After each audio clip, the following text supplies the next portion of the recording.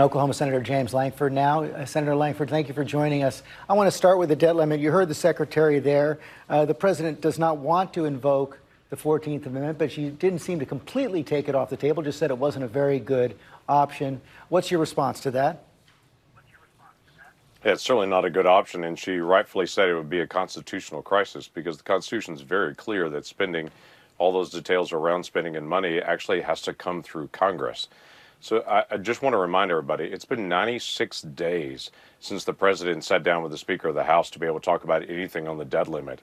The debt limit conversation came up the week after the election in November to say this is coming in the coming days. Everyone knew this was coming, and the president's refused to be able to negotiate about it. That's been the most stunning part about this is everyone knew it was coming. It's time to be able to negotiate it. And even last week when the Treasury Secretary said, well, now the X date may be June the 1st, the president's response was, well, maybe next week we should get together and talk about this. It should have been the next day that they would actually sit down and be able to talk about it. So we've really been very surprised that the president's been unwilling to be able to negotiate and talk about this. And so we'll see what he does in the days ahead. But this is between the Speaker and the president. Of course, the Congress also hadn't passed the budget. The House only passed their bill days ago. And just yesterday, you 43 senators put out your position suggesting that there has to be spending cuts and reforms. It does appear that there seems to be some wiggle room here, that there can be some sort of a deal where you all reach some kind of an agreement on some sort of spending cuts. You all say it's tied to the debt limit. The president say it's not. No, it will be tied to the debt limit because we've got to have this conversation. We're the only country in the world that has a debt limit like this. There's only 2 countries that have any kind of debt limit. We're the only one that has a debt limit like this one. The reason we have it is because it forces a moment to be able to talk about debt and deficit and to say, where are we going on this? Deficits are rising very, very quickly. The American people feel it. We feel it in our economy. It's entirely reasonable to be able to sit down and say, if we're continuing to add more and more debt, let's talk about then. But it's about paying bills you already incurred, isn't it? House and Senate. It's about paying bills the United States has already incurred. George, it's about, as you know, it's about not just debt that's incurred, but it's also raising the limit of what we can continue to be able to add on this. And again, this is not new. You go back to 2017, Senator Schumer said that the debt limit was leverage for Democrats to be able to negotiate with President Trump. When at that time, Senator Biden was there under the Bush administration, there were 5 different debt ceiling votes during that time. He voted for one. He voted no on 2 of them, and on 2 of them, he didn't even show up to vote.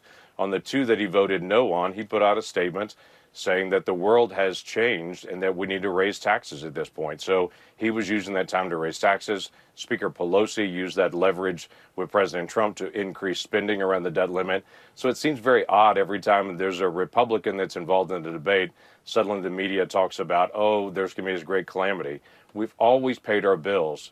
But Democrats and Republicans have both used this moment to be able to look at it and say, let's talk about where we're going, what's the direction, what's the future. All of the debt limit increases under the Trump administration, none of those were clean. Speaker Pelosi demanded additional spending for every single one of them. So these are not moments where there's this quote unquote always clean unless Republicans are negotiating.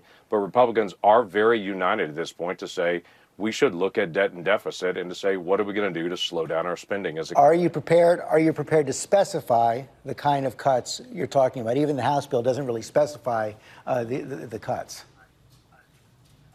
Right. Yeah. The House bill that they put out was their first parameter. It is the beginning of a negotiation to say the House is well prepared and has been prepared to be able to negotiate this. This will be a negotiation between the Speaker of the House and between the President. That's the same as it was during the Trump administration when it was Speaker Pelosi and President Trump negotiating.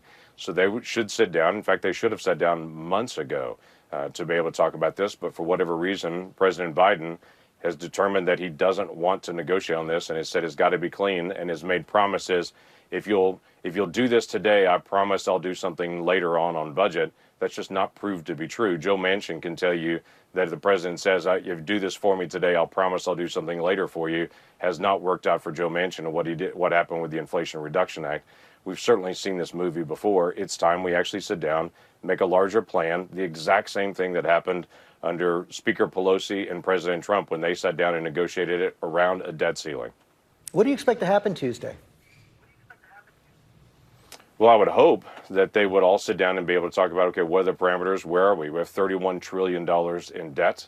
That's happening as a nation. It's continuing to accelerate. We're continuing to see high inflation. We have all the risks of a recession that's out there based on what's happening on government spending and such. So I would hope they would sit down and say, what are the areas that we do have common ground on? What are the areas that we can actually begin to reduce spending? I don't find a single American, whether they're around government or not around government, that says the federal government spends every dollar perfectly. There's nowhere in federal spending we can cut. Everything's very efficient. Everyone knows that there's areas of waste in government. We should actually sit down and be able to talk about it and say, what are the priorities? How are we going to spend on those priorities? And to make sure that we're realigning and not just saying what we're spending now, we need to just keep spending and keep adding debt at the rate that we're adding it. I want to ask you a political question. Former President Trump seems to be strengthening his front-runner status for the Republican nomination right now in most of the local and national polls. He's leading President Biden in our poll out today. Are you comfortable with the idea of him as your nominee? Well, we're going to allow the nominee process to go through. I've not endorsed anyone in this race and not going to for quite a while if I do at all. I didn't in 2016 either. So I'll stay out of this as we've got an open seat at this point. Clearly, President Trump is leading in all the polls on it, but it's still early. There are several folks that are unannounced that may announce in the next couple of months. And then the first debates for Republicans will be in August.